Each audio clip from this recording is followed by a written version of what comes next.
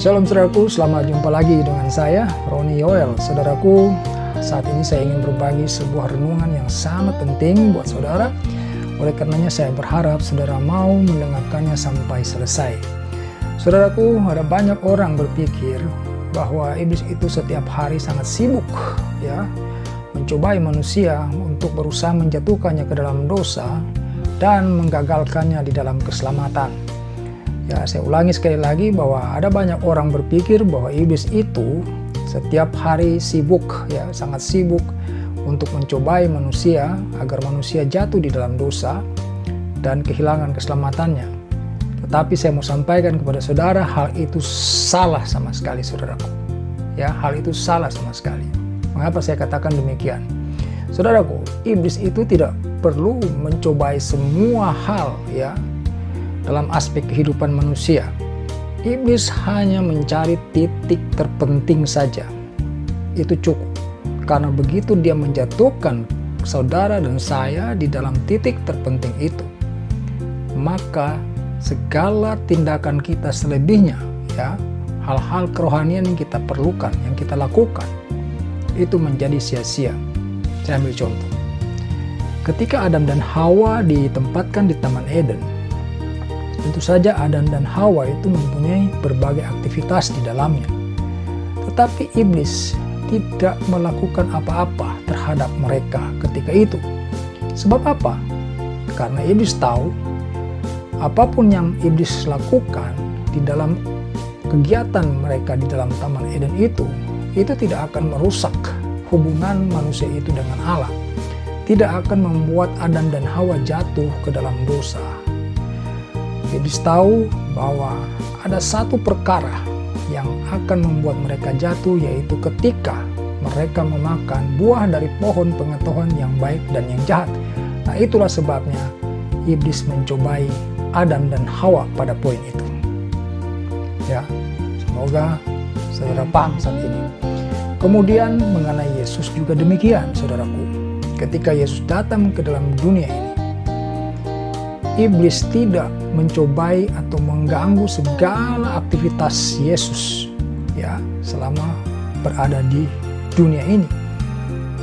Iblis mencobai Yesus 3 kali ya, dan 2 diantaranya saya sampaikan kepada saudara, yaitu pertama adalah kecintaan kepada dunia ini.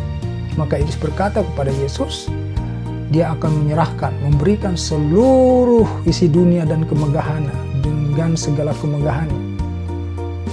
Ya. Dan yang kedua adalah faktor kesombongan.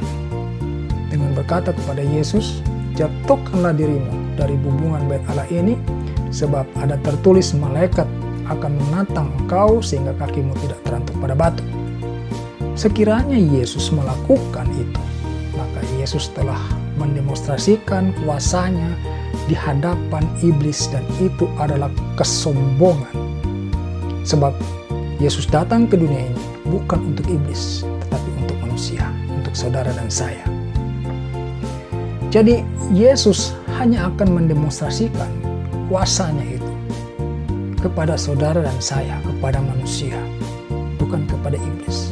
Iblis ada waktunya nanti. Paham saudara ya? Lalu bagaimana dengan manusia? Sama saja saudaraku. Ya, sama saja. Iblis juga mencari titik terlemah yang akan membuat engkau menjadi tidak berguna lagi. Ketika engkau jatuh pada titik terpenting itu, maka segala aktivitas kerohanian saudara itu akan menjadi sia-sia. Dan saya sampaikan satu poin yang sangat penting dan krusial dalam hal ini, yaitu soal baptisan.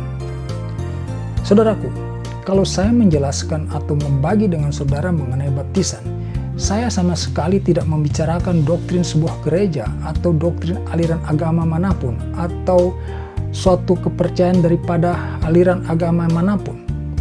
Ya, saya berbicara mengenai firman Tuhan yang ada di dalam Alkitab, ya, di dalam kitab suci yang dipegang, dipercaya oleh seluruh umat Kristen. Saudaraku, di dalam Alkitab dijelaskan di sana bahwa Yohanes Pembaptis itu melakukan baptisan, di mana kata baptis ini diambil daripada kata Yunani yaitu baptizo yang berarti menenggelamkan. Mungkin argumen ini sudah sangat membosankan untuk didengar karena kita menggunakan unsur kata. Tetapi saya ingin mengatakan demikian, saudaraku. Setiap kata yang di dalam Alkitab itu, ada baiknya kita tidak sembarangan untuk mengubah-ubah maknanya. Ya, karena pasti ada maksud Allah di dalamnya. Apalagi menyangkut baptisan, di mana Yesus sendiri mempraktekkan caranya bagaimana, yaitu dengan menenggelamkan diri sesuai dengan makna kata baptisan itu. Saudaraku, baptisan ini bukan cuma lambang, tetapi ini merupakan tanda pertobatan. Ya, saya akan bacakan buat saudara di dalam Roma 6 ayat 4. Ya, saya bacakan untuk saudara. Roma 6 ayat 4 di sana disampaikan demikian. Dengan demikian, kita telah dikuburkan bersama-sama dengan Dia oleh baptisan dalam kematian, supaya sama seperti Kristus telah dibangkitkan dari antara orang mati oleh kemuliaan Bapa, demikian juga kita akan hidup dalam hidup yang baru. Ya, perhatikan kata di sana, oleh baptisan dalam kematian. Ya, dikuburkan bersama-sama. Dikuburkan ini berarti kan kita tahu bersama. Dimasukkan, ditutup atasnya, itu dikuburkan. Ya, dimasukkan ke dalam tanah begitu ya, dikuburkan. Nah, kita tidak melakukan penguburan seperti itu, tetapi menggunakan air. Oleh karenanya itu baptisan menenggelamkan kita untuk menguburkan segala kehidupan lama kita, dan ketika dibangkitkan kita mendapatkan suatu kehidupan yang baru, kehidupan yang diperbaharui. Jadi baptisan ini tidak boleh kita sembarangan atau meremehkan, atau kita menganggap ini semacam sebuah syarat biasa. Karena kalau saudara mengatakan saudara itu percaya Yesus sebagai Tuhan dan Juru Selamat, tetapi saudara tidak melakukan baptisan, ya baptisan air, maka segala aktivitas kerohanian saudara itu menjadi sia-sia. Dan iblis tahu bahwa ketika manusia gagal melakukan baptisan yang benar, maka seluruh aktivitas kerohanian manusia itu akan menjadi sia-sia. Itulah sebabnya di dalam Matius 7 ayat 21, di sana dikatakan, bukan setiap orang yang berseru kepadaku Tuhan, Tuhan akan masuk ke dalam kerajaan surga, melainkan dia yang melakukan kehendak Bapakku di surga. Hal ini selaras dengan apa yang disampaikan atau diucapkan oleh Yesus sendiri ketika melakukan baptisan, ya, di dalam Matius 3 ayat 15. Lalu Yesus menjawab, katanya kepadanya, biarlah hal itu terjadi, karena demikianlah sepatutnya kita menggenapkan seluruh kehendak Allah. Ya, jadi di dalam Matius 3 ayat 15 terkait baptisan, Yesus mengucapkan kata-kata menggenapkan seluruh kehendak Allah. Ada kehendak Allah di dalam baptisan itu. Lalu kemudian di dalam Matius 7 ayat 21, Yesus berkata, tidak setiap orang yang berseru kepadaku Tuhan, Tuhan akan masuk dalam kerajaan surga, melainkan dia yang melakukan kehendak Bapakku yang di surga. Ya, jadi selaras dua hal ini. Oleh karenanya saya menganggap baptisan yang benar itu penting. Saudaraku, ketika anak saya kelas 3 atau kelas 4 SD, saya merasa tepat waktunya untuk mulai memberikan dia tanggung jawab, agar supaya dia dalam melakukan apa-apa di dalam rumah tidak selalu harus meminta bantuan orang yang ada di dalam rumah, tetapi dapat melakukannya sendiri. Maka suatu hari ketika dia ingin makan mangga, saya mengajarkannya bagaimana cara mengupas mangga yang baik, ya, yang benar dan aman, tidak membahayakan dirinya.